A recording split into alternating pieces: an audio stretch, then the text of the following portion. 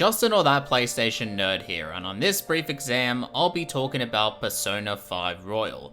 Thank God I recorded some gameplay footage before my PlayStation 4 decided to pull its plugs, so unfortunately, while my PS4 is going to begin some maintenance, it will be a while before I have the PS4 back with me again, so do expect less content from the PlayStation 4 side. But anyway, have you ever walked into a game store and you're about to pick up the same old, boring, generic games as before? Well, that's what I was going to do until I stopped myself and said, no, I wanted to try something different, something new, and something fresh. So I said to myself, the first cover I see that I've never heard of before, I'll buy it with no second thought. And so this brought me to seeing Persona 5 for the very first time. And since I am a man of my word, I went ahead and purchased it. And so this brings us to the aftermath of playing Persona 5. So let's see if it was well worth it. A quick side note that I will be discussing about Persona 5 Royal since it is the same game as before but with more features. I'll try not to spoil too much about the story because if I do, I'll probably be ruining the experience for most people that hasn't played it yet. But still, if you want to avoid spoilers, please leave the video now. So with that said, let's begin. I think the story is very well paced. You have some side stuff to do, but you never lose focus on the main storyline. And in a way, some side stories can link up to the main story, so it feels like the side content is just as important as the plot. I wouldn't say the story is mind-blowing by any means, but I think it does keep the viewer invested. Having said that, I will admit the first few hours can feel like a bit of a grind as not much really happens in terms of gameplay. It's mostly just tutorial stuff. But if you can push through it, then what you'll get is a fun and impressive world with things to do and places to see. The graphics are top-notch, stylish, and very creative. It's really amazing to view the game's look and design. The anime cutscenes look nice as well. Everything about this game screams out quality to me in terms of the graphics. Even the main menu itself is sorta like a minigame in a weird way, and that's because Persona 5 looks orgasmic.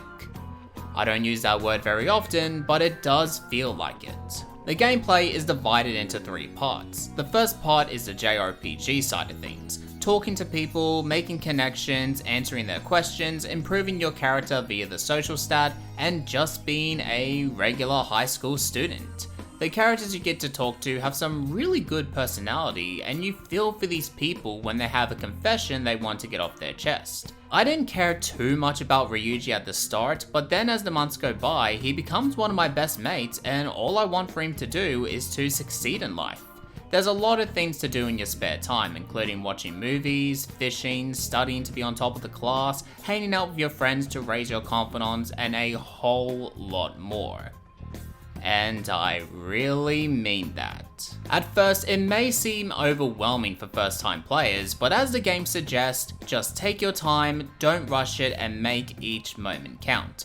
You have more time to complete tasks in Royal, so thank God you don't have to hear Morgana scream out go to bed all the time. The only negative thing I have about the JRPG side of things is most of the answers you give out always leads to the same conversation, regardless of your choice. It's almost like why have the option there if your decisions are not going to matter anyway. But it is just a small nitpick of mine. The second part is the turn-based combat. You fight different shadows and creatures to face, and you can win by defeating them, or you can be kind to them and in return, they'll turn into a mask and can help aid you during the battle. Once you sneak up on an enemy, giving them their last surprise, there are many routes to encounter the fight. You can use your persona to deliver damage and find the enemy's weakness. Once you've hit everyone's weakness, you then have the option to either talk to the shadow to give you money, items, or you can go in for an all-out attack, and it's always satisfying to witness it. Another option you can do once hitting the enemy's weakness is to use the baton pass, which passes on from a turn from one person to another,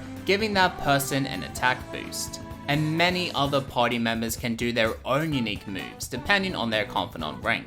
For example, Ann can use a pose to put the enemy into a brainwashed state. And of course, you have a new feature exclusively in Royal known as the Showtime. It's when you have two party members in a small cutscene delivering an incredible amount of damage to your opponent. It's really nice to execute these segments. Speaking of execute, after a hard day's work, you can travel to the Velvet Room where you can execute two of your personas to create a much more powerful one. Each persona will have its own strengths and weaknesses as well, so have fun mix matching some around. I do often stay in the Velvet Rooms longer than expected. The third gameplay style is the dungeon crawling. You will be adventuring around the palaces of the villains. The palaces are the minds of how they view a certain place for their own personal gain. To beat the villain, all you have to do is enter the palace, find the treasure that's valuable to them, then escape the place with the treasure, and hopefully they can have a change of heart and confess their sins. The bosses as well are really nicely done too, as each one has a different method on how to defeat that person. Around the palace you can fight shadows, locate some items that can heal you up, or clothes to wear to increase your armor, and collecting 3 will seeds. The level designs, or I should say the palace designs, are really great. It's nice to explore around and look at the finer details in each room. You have a castle, a bank, a giant ship, and many more to explore. And not to mention that each palace is accompanied by one of the best OSTs I've ever heard in a video game. Each soundtrack tells its own story, and even having a top 10 soundtracks in Persona 5 is possible because each one sounds very relaxing and smooth. Life Will Change, Arc, Takeover, Price, Winds of Fate, there's just so many great songs to listen to. And then you have a place called Mementos. It's pretty much the minds of the people. I do enjoy these segments where you explore around the train tracks, and as you go lower, the look of it turns more disgusting and the music gets more heavier and faster. It's also a good place to grind for extra cash and leveling up. And when it comes to the updated version in Royal, there's some pretty cool new updates, including a new palace, new soundtrack, new places to visit, new cutscenes, and new characters. Goro Akechi has more time on stage to showcase his backstory more, and you can even hang out with him as well. He's definitely one of my favorite characters, and it got to a point where I tried to do a cosplay. But hey, it's not like I wake up in the morning dressed up like him and eating pancakes for breakfast all the time. How did you get into my house? But wait, there's more. You can visit the Thieves' Den. Think of it as the official hideout spot for your group, but it's also a bonus area too. You can watch previous cutscenes, hearing the soundtrack, and this part blew my mind. You can play as all of your friends in the Thieves' Den. I thought this was really awesome. Now before I go to give this game a verdict, I should probably answer the question most people will ask. Who is my waifu in Persona 5? Honestly, I don't fully understand why I should have a fictional character to be my waifu when I can go outside and literally find a real girl to have that experience.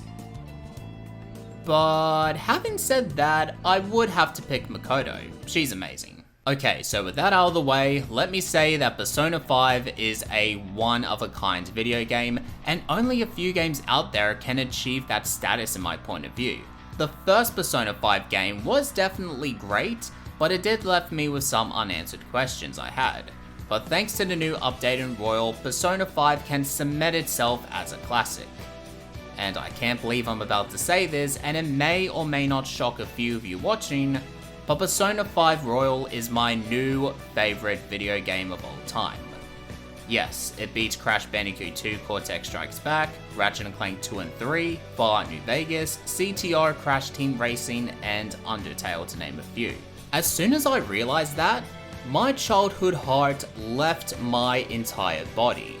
So I guess you can say this game stole my heart. So with that said, I'm giving this game the highest score I can give, which is a 10 out of 10.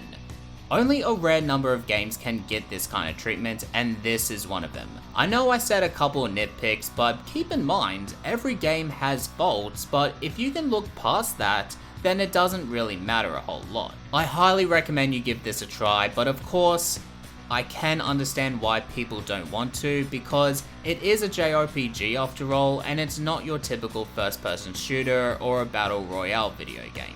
But trust me when I say this, if you give it a chance, who knows if you'll come to enjoy it as much as I have.